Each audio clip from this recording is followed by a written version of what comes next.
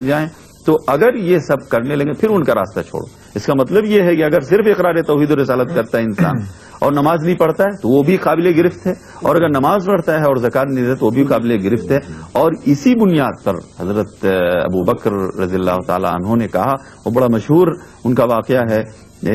اس کی یعنی تفصیل میں جانا نہیں چاہتے، لیکن صرف اتنی بات تھی کہ بعض لوگ سب کچھ یعنی مسلمان ہونے کے ساتھ نماز بھی پڑھتے، روزہ بھی رکھتے، حج کرنے کی ساری چیزوں کا اعتراف کرتے تھے، لیکن صرف نبی کریم صلی اللہ علیہ وسلم کی وفات کے بعد کہنے لگے اب ہم زکوٰۃ نہیں دیں گے. تو حضرت ابوبکر نے کہا ایسا نہیں ہو سکتا ہے. آپ نے فرمایا واللہ، قسم کھا کر کہا صحابہ کرام کے سامنے، کہا واللہ لو منعونی عقالا، اور بعض روایتوں میں عناقا كانوا يودونها الى رسول اللہ صلی اللہ علیہ وسلم لقاتلتهم على منعه. کہا کہ خدا کی قسم اگر یہ لوگ نبی کریم صلی اللہ علیہ وسلم کے پاس اگر ایک رسی بھی زکوٰۃ میں دیتے رہے یا اونٹ کے ایک بچہ بھی زکوٰۃ میں دیتے رہے، آج اگر اس کو روکنا چاہیں گے تو میں اس کو بزور طاقت وصول کروں گا، اس پر جنگ کروں گا. ان کو روک نہیں سکتے وہ لوگ. تو یہ یعنی اس بات کی دلیل ہے کہ اجماع صحابہ کرام کا بھی اس پر اجماع تھا اور امت کا اس پر اجماع ہے کہ یہ ایک بنیادی رکن ہے. جو شخص اس کی استطاعت رکھتا ہے، جس کے اوپر یہ فریضہ عائد ہوتا ہے، وہ اگر اس کو ادا نہیں کرتا ہے تو اسلام کا ایک بنیادی رکن کو ڈھاتا ہے، اور اس کو ہر یعنی صاحب استطاعت کو سمجھنے چاہیے کہ یہ ایک فریضہ ہے جس کی ادائیگی ضروری ہے. اس کے علاوہ اور بہت ساری حدیثیں ہیں، لیکن ظاہر ہے وہ ساری حدیثیں مختصر سی گفتگو میں نہیں پیش کی جا سکتی ہیں. میرے خیال سے اتنا کافی ہے. یہ بعض ترغیبی حدیث بھی وارد ہوئی اس سلسلے میں، جیسے اللہ کے رسول نے فرمایا ما نقص مال من صدقہ، اس طرح کی بعض اور روایتیں آئی ہیں جس سے تشجیع اور ہمت افزائی ہوتی ہے زکوٰۃ دینے کے لیے. جی کبھی کبھی مولانا خلیق صاحب ایسا ہوتا ہے کہ انسان ایمان کی کمزوری کی وجہ سے یا شیطان کے ورغلانے کی وجہ سے یا مال کی محبت کی وجہ سے کبھی یہ سمجھتا ہے کہ زکوٰۃ میں نکال رہا ہوں تو اس سے تو میرا مال کم ہو جائے گا. اس طرح کے خیالات آتے ہیں جس سے وہ زکوٰۃ نہ دینے پر آمادہ ہو جاتا ہے اور زکوٰۃ دینے پر آمادہ نہیں ہوتا ہے. تو میں یہ چاہتا ہوں کہ قرآن میں اللہ تعالیٰ نے زکوٰۃ کی فرضیت تو بتائی ہے، اس کے ساتھ ساتھ وہ کون سی آیتیں ہیں جو ایسے لوگوں کے لیے نازل کی گئی ہیں جو زکوٰۃ نہیں دیتے ہیں یا زکوٰۃ سے روگردانی کرتے ہیں. بسم اللہ الرحمن الرحیم. قرآن کریم میں ان لوگوں کے بارے میں جو استطاعت کے باوجود زکوٰۃ ادا نہیں کرتے، بڑی ہی سخت قسم کی وعیدیں وارد ہوئی ہیں. ان میں سے مثال کے طور پر میں ایک آیت کا تذکرہ کروں گا. فرمایا کہ والذین یکنزون الذهب والفضہ، وہ لوگ جو کہ سونا اور چاندی کو جمع کر کے رکھتے ہیں، ولا ينفقونها فی سبیل اللہ، اور اسے یعنی سونے چاندی کو اللہ کی راہ میں خرچ نہیں کرتے، یعنی اس میں سے زکوٰۃ ادا نہیں کرتے. فبشرہم بعذاب علیم، تو اے نبی صلی اللہ علیہ وسلم آپ انہیں بڑے دردناک عذاب کی خبر سنا دیجئے. وہ عذاب کب ہوگا اور کیسے ہوگا؟ یوم یحما علیہا فی نار جہنم، جب اسی ان کے مال و دولت کو، سونے چاندی کو گرم کیا جائے گا، تپایا جائے گا جہنم کی آگ میں. ان کا اپنا یہ سونا چاندی، ان کا اپنا یہ مال و دولت جسے انہوں نے دنیا میں سینے سے لگائے رکھا اور اس کی زکوٰۃ ادا نہیں کی حرص اور لالچ کی وجہ سے، تو ان کا اپنا یہی مال و دولت قیامت کے روز جہنم کی آگ میں تپایا جائے گا، گرم کیا جائے گا. پھر اس کے بعد یہ ہوگا کہ فَتُكْوَى بِهَا جِبَاهُهُمْ وَجُنُوبُهُمْ وَظُهُورُهُمْ، پھر اس کے ذریعے سے داغا جائے گا، جلایا جائے گا ان کی پیشانیوں کو اور ان کے پہلوؤں کو اور ان کی کمر کو، پیٹھوں کو یا کمر کو. تو اس میں حکمت مفسرین یہ بیان فرماتے ہیں کہ اگرچہ تمام جسم ہی کو تکلیف ہوگی یا داغا جائے گا، مگر ان تین چیزوں کو جو خاص طور پر ذکر فرمایا، تو عام طور پر مشاہدے میں یہ بات ہے کہ جب کوئی مسکین یا فقیر کسی مالدار کے پاس آتا ہے اپنی حاجت لے کر، تو بسا اوقات وہ شخص جو کہ اس کی مدد کرنا نہیں چاہتا، تو اس کا جو رویہ ہوتا ہے، جو اس وقت منظر ہوتا ہے، تو منظر کشی یوں بیان کی گئی ہے کہ وہ شخص سب سے پہلے تو مسکین کو دیکھتے ہی اس کی پیشانی پر سلوٹیں سے پڑنے لگتی ہے، ناگواری کے آثار نمایاں ہوتے ہیں کہ یہ کیوں آ گیا یہاں، مجھے پریشان کرے گا، اب یہ مجھ سے کچھ مانگے گا.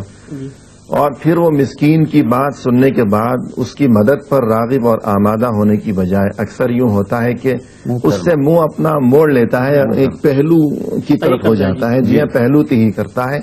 گویا اس سے بے رغبتی کا اظہار کر رہا ہے،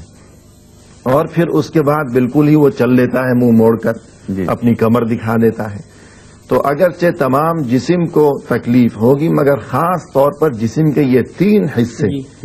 کہ جنہیں دیکھ کر یا جن کی وجہ سے اس محروم مسکین کو زیادہ صدمہ پہنچا کرتا تھا دنیا میں، کہ جب وہ بیچارہ ڈرا سہما اور پریشان کسی بھی سیٹھ یا مالدار کے پاس پہنچتا تھا دنیا میں اور اپنی مجبوری بیان کرتا تھا، تو اکثر اسے یہی منظر دیکھنے کو ملا کرتا تھا کہ پہلے پیشانی پر سلوٹیں ہیں، ناگواری کے آثار ہیں، پھر اس نے منہ موڑ لیا ہے اور پھر بالکل ہی وہ چل دیا وہاں سے۔ تو اس لیے خاص طور پر ان 3 حصوں کو، جسم کے ان 3 حصوں کو داغا جائے گا، خود اس کے اپنے ہی سونے چاندی کو جہنم کی آگ میں گرم کر کے۔ پھر آخر میں فرمایا کہ اسے یوں کہا جائے گا کہ ھذا ما کنزتم لانفسکم، یہ تو وہی چیز ہے جو دنیا میں تم اپنے لیے جمع کرتے رہے، یہ کوئی الگ سے کوئی چیز، کوئی مصیبت تمہارے لیے ہم نے پیدا نہیں کر دی، یہ تو تمہارا اپنا سونا چاندی ہے۔ فذوقوا ما کنتم تکنزون، اب تم ذرا اس کا مزہ تو چکھ لو، جو کچھ دنیا میں تم نے خود اپنے لیے جمع کیا، پھر اللہ کی راہ میں اسے خرچ نہیں کیا، اس میں سے زکوٰۃ ادا نہیں کی، اللہ کی مخلوق کی تم نے امداد نہیں کی، غریب کو اس کا حق نہیں دیا، تو یہ کوئی نئی چیز نہیں، الگ چیز نہیں، مزہ چکھو، یہ تو تمہاری اپنی ہی مال و دولت ہے، تمہارا اپنا ہی جمع کیا ہوا سونا چاندی ہے، اب اس کا مزہ چکھ لو۔ یعنی انہیں ان کے جرم کا احساس دلایا جائے گا، شرم دلائی جائے گی۔ یعنی ایک شخص راستے میں چلا جا رہا ہے، فرض کیجئے اسے کہیں ٹھوکر لگی یا چوٹ لگ گئی تو الگ بات ہے، تکلیف تو وہ بھی ہے، مگر چوٹ لگ گئی، چلو ایک تکلیف ہے، اس کا ایک درد ہے اور بس۔ لیکن ایک شخص وہ ہے جسے باقاعدہ مارا پیٹا گیا ہے، سزا دی گئی، یعنی خود بخود اتفاقاً اسے ٹھوکر یا چوٹ نہیں لگ گئی، بلکہ اسے مارا گیا، سزا دی گئی، اور یوں کہا گیا دنیا کے سامنے، مجمع کے سامنے، دیکھو تم نے وہ جو حرکت کی تھی، یہ تمہاری اس حرکت کی سزا ہے۔ تو دونوں چوٹوں میں یا دونوں تکلیفوں میں بڑا فرق ہے کہ یہ خود بخود اتفاقاً لگ جانے والی چوٹ نہیں، بلکہ یہ اسے سزا دی جائے گی، احساس دلایا جائے گا اس کے جرم کے بارے میں۔ اور اسی طریقے سے قرآن کریم میں دوسری جگہ ارشاد ہے وَلَا يَحْسَبَنَّ الَّذِينَ يَبْخَلُونَ بِمَا آتَاهُمُ اللَّهُ مِنْ فَضْلِهِ هُوَ خَيْرًا لَهُمْ بَلْ هُوَ شَرٌّ لَهُمْ، کہ وہ لوگ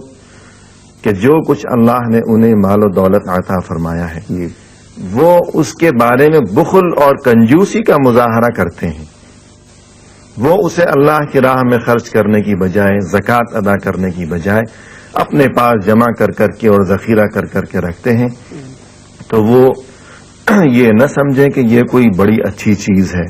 کہ ہمارے پیسے میں، مال میں، سونے میں، چاندی میں اتنا اضافہ ہو گیا، اسے دیکھ دیکھ کر وہ خوش ہوتے رہیں، ایسی بات نہیں۔ خبردار، انہیں معلوم ہونا چاہیے کہ یہ ذخیرہ ان کے لیے کوئی اچھی چیز نہیں ہے، بل هو شر لهم، یہ ان کا جمع کردہ مال ان کے لیے یہ تو بہت ہی بری چیز ہے۔ پھر ایک وقت آئے گا قیامت کے روز کہ سَيُطَوَّقُونَ مَا بَخِلُوا بِهِ يَوْمَ الْقِيَامَةِ، کہ خود ان کا اپنا یہی سونا چاندی اور مال و دولت جسے وہ دنیا میں اپنے لیے اچھا سمجھتے تھے، نعمت سمجھتے تھے، جس پر وہ فخر اور غرور اور تکبر کرتے تھے، اور دنیا میں جس کی بدولت وہ خلق خدا کے سامنے وہ فخر اور غرور کا مظاہرہ کرتے تھے، جس پر چاہا جھوٹا الزام لگا دیا، جس کو چاہا حقیر کر دیا، جب چاہا کسی کی عزت کو اچھال دیا، تو یہ چیز ان کے لیے اب قیامت کے روز یہ حال اور حشر ہوگا کہ ان کا اپنا مال و دولت قیامت کے روز ان کے گلے کا طوق بن جائے گا، گویا انہیں قیدی بنایا جائے گا اور ان کے گلے میں ایک طوق یا زنجیر کی شکل میں یہ چیز، ان کا اپنا مال و دولت ان کے گلے میں زنجیر یا طوق بنا دیا جائے گا۔ تو یقیناً یہ بہت بڑی وعید ہے، اور جو لوگ اس طرف توجہ نہیں دیتے، غفلت سے کام لیتے ہیں، انہیں ان وعیدوں سے ڈرنا چاہیے۔ कुरान के बाद अब हम फिर एक मरतबा हदीस की तरफ लौटते हैं।